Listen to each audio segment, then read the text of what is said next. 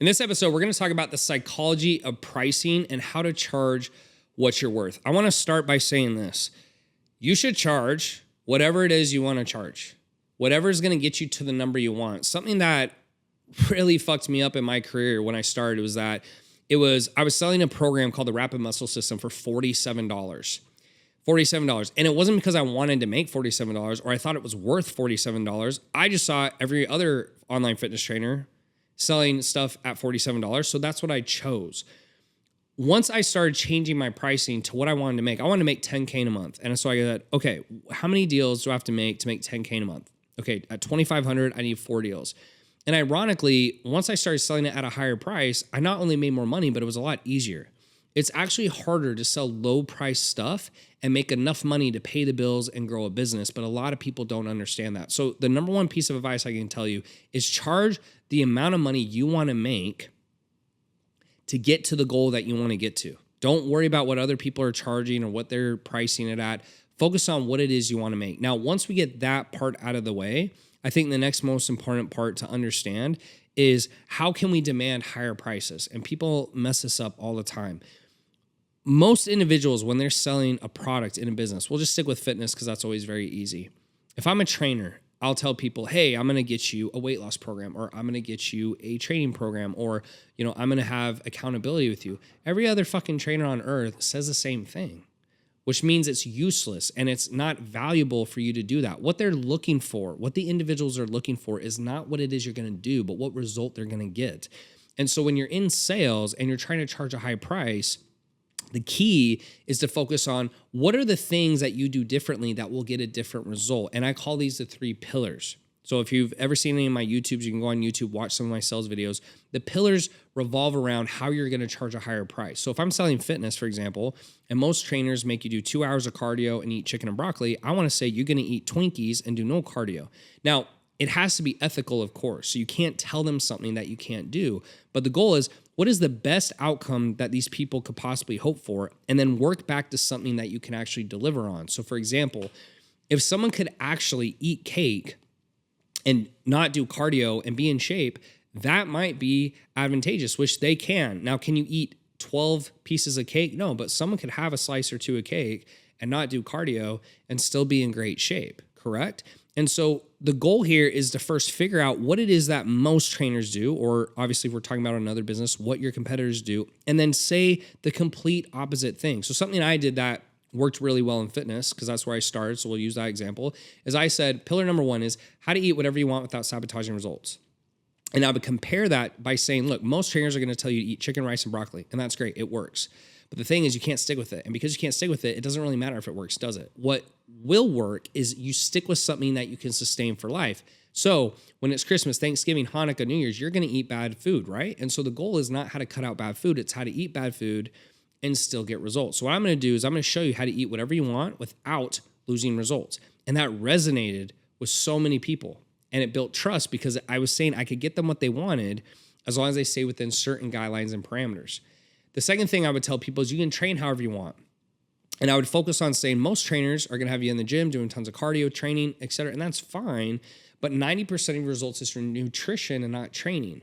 So why would you pay someone to take you in the gym and train you all day when it really comes down to your nutrition? So if they're not focusing on the nutrition, you can train as many days as you want. Or honestly, you could train not at all and you're still going to get results. Now, is training better for you? Of course, right? But if you cannot train, you cannot train and just follow a nutrition plan and still get results, right? And so it was all about framing it as, here's what most people do, here's what I do, and here's why it's better.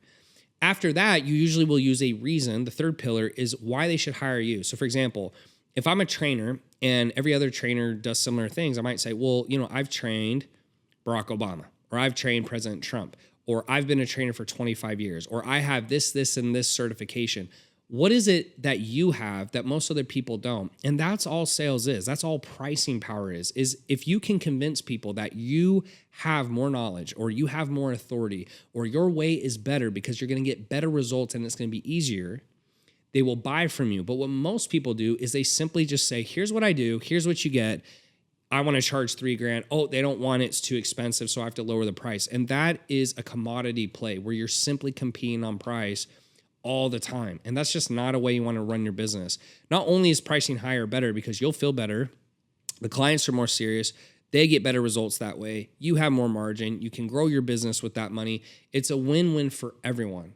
But you have to know how to use the 3 pillars and how to price properly. Now, in terms of how to actually pick a price, for me, I try to think of the upper echelon of that service. So for example, I charge $3,200 for 4 months in a B2C fitness offer, which is about $800 a month, which really isn't that crazy if you think about it.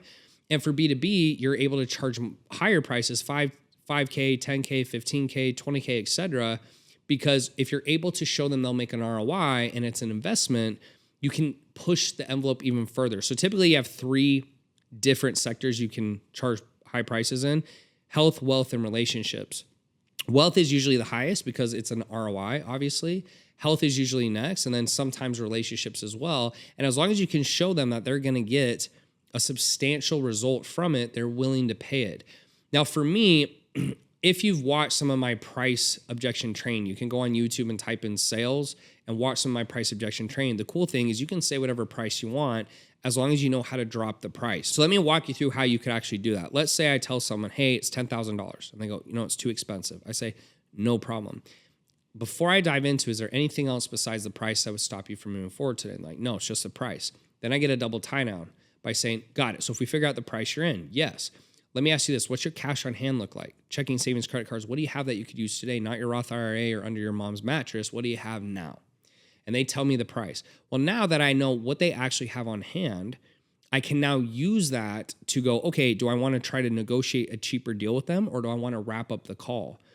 If you're able to do that, you can price it at whatever you want. I've told, you could tell them, hey, it's $1 million, it's $100,000, it's $50,000, because you already know when you tell them that price that more than likely they won't have it, and you're going to have to negotiate to a lower amount. Now, let's say in this scenario that you are charging $10,000, and the lowest amount, everyone should know this number. You have the lowest amount of money you're willing to take. So in this case, let's say you're charging 10 grand and you won't take anything less than 2,000. So if someone wants to work with you, they're dying to work with you, but they simply can't afford it, you're not going to go any lower than $2,000 no matter what. That's the absolute lowest you're willing to go. So the way you handle that is once you get their cash on hand, let's say in this case, they say 3 grand. Okay, so your lowest number you'll take is 2 grand and they say 3, and I go, got it. So just to be clear, you have 3 grand. Is that per month or total? Total. Okay, cool. Now look, John, and this is exactly what I say, so listen carefully. Typically the price of the program is $10,000. Now, based on what you said, that's not doable, obviously, because you only have 3,000. So I'm down to work something out for you, but before I do, I just want to make sure you can move forward today. You get the commitment that they'll move forward before you give discounts. Rookies will give discounts and they will sound desperate. I tell him, hey, I'll figure it out with you, but I need to know you're going to move forward, because that's not fair if you don't move forward and I give you a discount. So now once he agrees, it's easy. You go, look, John, well, here's what I'm thinking. And you state the price. And John will either accept it or he goes, oh, that still doesn't work. To which I'll reply, great. So then what did you have in mind? Because I want to make this work for you. You said you move forward.